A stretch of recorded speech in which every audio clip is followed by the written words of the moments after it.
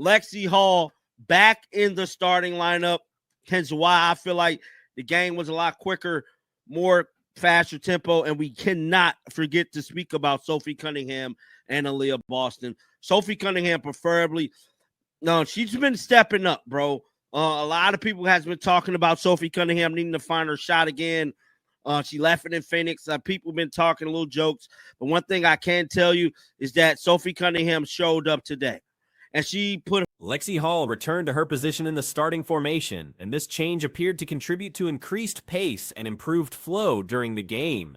The tempo felt more energetic and dynamic with this personnel adjustment in place. Sophie Cunningham and Aaliyah Boston delivered impressive performances that deserve recognition. Cunningham had been facing scrutiny regarding her shooting consistency, with various discussions about her needing to rediscover her offensive rhythm. Critics had been making observations about her struggles, but this particular game saw her respond emphatically. Been talking little jokes, but one thing I can tell you is that Sophie Cunningham showed up today. And she put her money where her mouth was, because she definitely let her voices be heard. She shot phenomenal tonight, bro. A great, awesome game, 82-99. Down there beat them by dub. I couldn't ask for anything more, bro. At this point, Caitlin Clark is still struggling. She looked frustrated at times, which we're going to get into that a little bit later in the video. But overall, Lexi Hall back in the starting lineup. She didn't play. Her shooting display was exceptional, demonstrating exactly the type of performance that silences doubters. The final score reflected a commanding 99-82 victory for the Fever, representing exactly the kind of decisive win the team needed. Caitlin Clark continues experiencing difficulties finding her offensive groove, showing visible signs of frustration throughout various moments. These challenges will require further examination and discussion. Hall's return to the starting lineup didn't immediately translate to spectacular individual numbers, but her presence seemed to enhance the overall team coordination and flow. The victory wasn't aesthetically pleasing by any means, with the game featuring numerous momentum shifts and lead changes, reportedly over 10 throughout the contest. Back in the starting lineup, she didn't play great, but you know, her being in there kind of make things run a little smoother. It was not a pretty win, not at all. I think it was like over 10 lead changes throughout this game. It was a crazy battle, but they, ultimately got it done, dog. Let's head on over to Google, check out the box score here. I can't be nothing but happy, though. You know what I'm saying? They're sitting at 10-10. Beating the Atlanta Dream was a statement type win, coming off the loss that the matchup developed into an intense battle, but the Fever managed to secure the outcome when it mattered most. Current standings show the team positioned at 10-10, making this victory over Atlanta particularly meaningful following their previous loss to the Valkyries. Natasha Howard's performance has been puzzling, as she previously maintained double-digit scoring and rebounding averages. Her production has declined significantly from those earlier standards. Tonight she managed 9.7 rebounds, but this represents a considerable drop from her recent double-double consistency. Statement-type win coming off the loss that they took to the Valkyries. Natasha Howard, I don't know what the hell happened to her. She was averaging a double-double. She's slowly starting to come back in the rhythm. Today, she had 9.7 rebounds, but that's a long ways away from averaging that double-double she just had a couple weeks ago. Aaliyah Boston played the most minutes. Now, she did end up fouling out tonight, but hell, she got you 19, 8, and 6.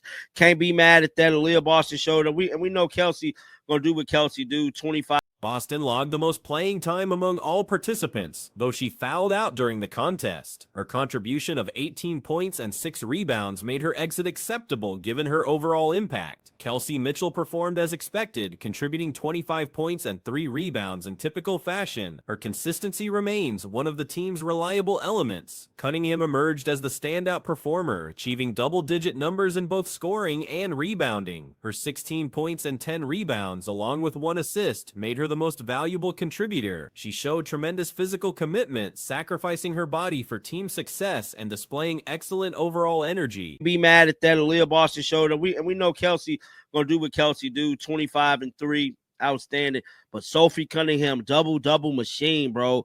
Sophie Cunningham, MVP of this game. She had 10 rebounds, 16 points, 1 assist. She balled out, man. Sophie Cunningham was sacrificing her body at times. She just looked great. Ari McDonald, 6 points off the bench. I would like to see more from Ari McDonald. But as of right now, 6 ain't bad. Damsters, she didn't score a whole lot, but she made it when it count. You know what I'm saying? She got a major. McDonald contributed 6 points coming off the bench, which represents modest production that could ideally be higher. Her current output isn't terrible, but improvement would benefit the team's depth. The reserves made key contributions when necessary, particularly with crucial plays during important fourth-quarter moments. One significant and one conversion came at a critical juncture, providing momentum when the team needed it most. Clark's struggles continue to be concerning. Her rhythm remains elusive, and she appears unable to find comfort within the current system. The offensive scheme doesn't seem to complement her natural playing style and strengths. Damsters, she didn't score a whole lot, but she made it when it count. You know what I'm saying? She got a major big-time and one at a very critical moment in the fourth quarter. Getting that and one was just major in itself. So shout out to her for making that happen. But overall, Caitlin Clark is struggling. I told y'all she could be struggling. What it was going to be. Like I told y'all, man, Caitlin Clark is not getting in rhythm, bro. I just got. Boston's performance was solid throughout the contest, earning praise for her consistent effort and production. The correlation between personnel changes and improved team function became apparent during this game. McDonald's approach seems overly focused on individual performance rather than team basketball. Her tendency to dominate the ball and force shots suggests someone still trying to prove their worth rather than playing within the team concept. This mindset needs adjustment since she's now an established roster member receiving regular compensation. I just gotta keep it real. She's not getting in rhythm. She is not. Kaylin is not fitting in this game, guys. Malia Boston, like I stated, balled out. Shout out to Correlation. Somebody said Stephanie White needs to make the hard decision and bench Natasha Howard, bro. KK should never be a DNP again. Ari got to relax and stop ball pounding past the ball. I don't know, man. I think Ari McDonald was so focused on. The 17-point home victory represents a positive bounce-back performance. Cunningham's double-double achievement deserves particular recognition as she delivered exactly when the team needed her most. The hometown connection with Cunningham adds extra satisfaction to her performance. Her contribution set the tone for the entire team's energy and effort level. Mitchell's encouragement of Cunningham during the game demonstrated positive team chemistry and support among teammates. These moments of connection contribute to overall team cohesion. Clark's ongoing struggles remain the primary concern despite the team victory. Her 9 assists and 12 points tell a story of someone still searching for their optimal role within the system. Ari McDonald was so focused on making the damn team that, you know what I'm saying, it's almost like she was going to get cut. So, like, she was trying out. So what do players do during tryouts? They try to, shoot everything and ball hog a little bit. But she got to understand she's on the team now. She do not have to shoot everything. You're getting a paycheck like everybody else. Just calm down at times. But she'll slowly figure it out, man. 17-point bounce back win at home. Just like I stated, Sophie Cunningham, man. Double-double, dog. Sophie Cunningham showed up and showed. The shooting difficulties and inability to establish rhythm appear directly connected to the offensive system being implemented. The scheme seems to limit her natural abilities and instincts that made her successful previously. These consecutive games of subpar performance represent an unusual stretch for someone with Clark's talent and track record. The system appears to be constraining her rather than enhancing her capabilities. The fourth quarter adjustments showed promise with Clark given more freedom to operate and make decisions. This period coincided with the team's ability to extend their lead and secure the victory. The key insight suggests that earlier implementation of these fourth quarter approaches could benefit both Clark individually and the team collectively. Starting games with this philosophy rather than waiting until late situations could unlock better overall performance. League grows without Caitlin. It's like, no, you promote Caitlin and everybody else. You don't promote them at the expense of Caitlin. You allow everybody watch the Fever and you hope that they stay. You naturally hope they stay and there's a natural growth in the league. You don't work against. It's like all the momentum's going this way. Let's just say all the momentum is going left. Let's just say the momentum is going one way. It's all going this way. And the reality is you want it to go straight up. The system's impact on Clark's confidence and natural playing style remains evident. Her ability to make spectacular shots and creative passes, the elements that define her game, continue to be suppressed under the current approach. Team success shouldn't overshadow individual player development and utilization. Finding ways to maximize Clark's unique talents while maintaining team success represents the ongoing challenge for the coaching staff. The victory provides positive momentum, but the underlying issues with offensive philosophy and player utilization require continued attention and potential modification moving forward. Something has gone seriously awry with the Indiana Fever organization. The situation has reached a peculiar turning point where the franchise appears to have brought on board a general manager who spends excessive time engaged in online activities and social media interactions. You wanted to go straight up. So, you're essentially fighting back at the momentum. You're fighting back at the momentum, and it's going everywhere. It's going everywhere. It's not going where you want it to. When the easiest way to get it from if going straight across to going up high, maybe instead of it going straight across from just Caitlyn, you maybe tilt it slightly.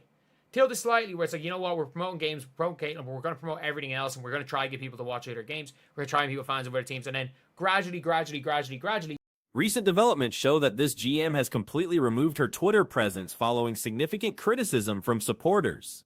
The controversy stems from a resurfaced interview where she expressed intentions to expand the organization beyond their current star players, Caitlyn and Aaliyah. The statement we're trying people fans of other teams, and then gradually, the league gets into the position that Caitlyn Clark is in, and the momentum is all going at that angle to eventually hit the heights that they would totally as a league. But they're fighting against Caitlyn, and her team's fighting against Caitlyn. And that's what the problem is. They hired a coach that is just basketball philosophically against Caitlyn Clark. Just philosophically against Caitlyn Clark, basketball-wise. And I mean this when I say this, like, currently, the organization is working against natural market forces. Picture momentum flowing in one direction horizontally, while the desired outcome is vertical growth. Instead of redirecting this energy efficiently, management is actively fighting against it, causing scattered and ineffective results. The optimal strategy would involve gradually adjusting this horizontal momentum by promoting games featuring Clark, while simultaneously highlighting other players and encouraging viewership of additional contests involving different teams. This gradual approach would eventually elevate the entire league to Clark's current popularity level, with momentum flowing upward at the right angle to achieve maximum heights. That's not saying Stephanie White's a bad coach. I'm saying she was a bad hire for this specific team. She was a bad hire for this specific team. And that's fine. At the end of the day, it is what it is. Like, you can have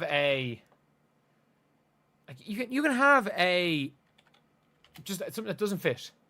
Unfortunately, the franchise is actively opposing Clark's influence. They've hired a head coach whose basketball philosophy fundamentally conflicts with Clark's playing style. This isn't necessarily a reflection of Stephanie White's coaching abilities. She may be competent, but represents a poor organizational fit for this particular roster. The hiring decision appears problematic in hindsight. While White herself isn't necessarily inadequate, her basketball philosophy creates systematic conflicts. Her decision-making has been consistently problematic, with the exception of benefiting from Michaela Timpson's availability during the draft. Doesn't fit.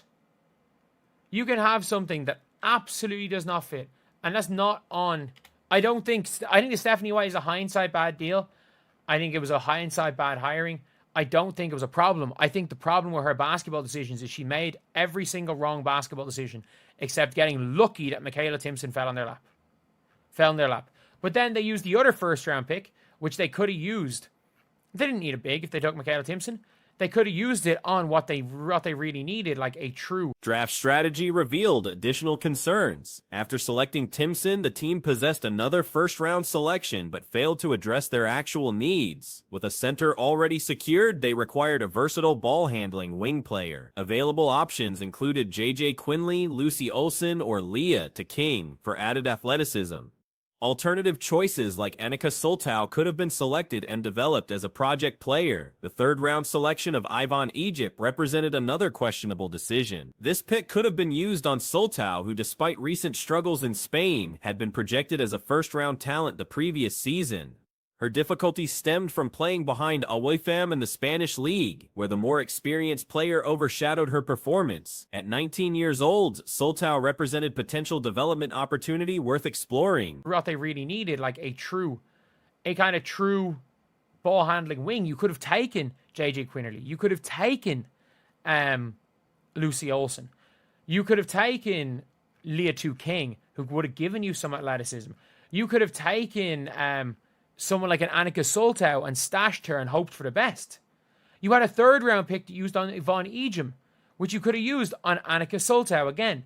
Again, do I think Annika Sultau is going to be 8 great? No, but this time last year, Annika Sultau was projected. Current roster construction shows additional problems. Bria Hall's situation was handled poorly, with assumptions about re-signing her proving incorrect. The team now carries maximum contract salary obligations while failing to explore European or overseas recruitment options entirely. The international scouting effort was completely absent. These decisions reflect broader organizational issues. Kelly Kroskoff's performance as an executive has shown significant shortcomings, though this isn't necessarily calling for immediate termination. Basketball operations leadership typically has less court impact than commonly believed, and the Fever have actually executed decent marketing strategies in several areas. This time last year, Annika Sultau was projected to be a first-round pick. She had a horrific year in Spain because she was ranked, basically she was playing behind Awafam in the Spanish league, and Awafam just eclipsed her. But Annika Sultau was 19. She could improve, and you stash her and see what happens. But now you have Yvonne Ejim, which was a pointless signing. Bria Hall, which everyone just assumed, okay, they're just going to let Bria Hall go and they're going to sign her back. The team's now sitting on a max contract with the salary. They didn't recruit in Europe. They didn't recruit in Europe at all. They didn't recruit overseas. However, the off-season approach was deeply flawed. Management appeared to underestimate the complexity of their situation and assumed Clark would adapt to their preferred system rather than building around her strengths. This fundamental understanding of Clark's role became apparent. She doesn't fit into systems, she is the system. The organization failed to recognize that Clark operates as a complete basketball ecosystem. Attempts to force her into traditional frameworks ignore her unique capabilities. Critics often dismiss heliocentric basketball styles, pointing to Mike D'Antoni's playoff struggles. However, D'Antoni consistently elevated less talented rosters to championship contention, regularly transforming 7th most talented teams into legitimate contenders through system optimization. Recruit in Europe at all. They didn't recruit overseas. It is all around just ridiculous. It is absolutely ridiculous. And I mean this when I say this. You have objectively, I'm not saying Kelly Krauskopf is bad at her job. I'm not saying she is bad at her job. I'm not saying that it's not going to change. I'm not calling for her head realistically. Because I don't think the president of basketball has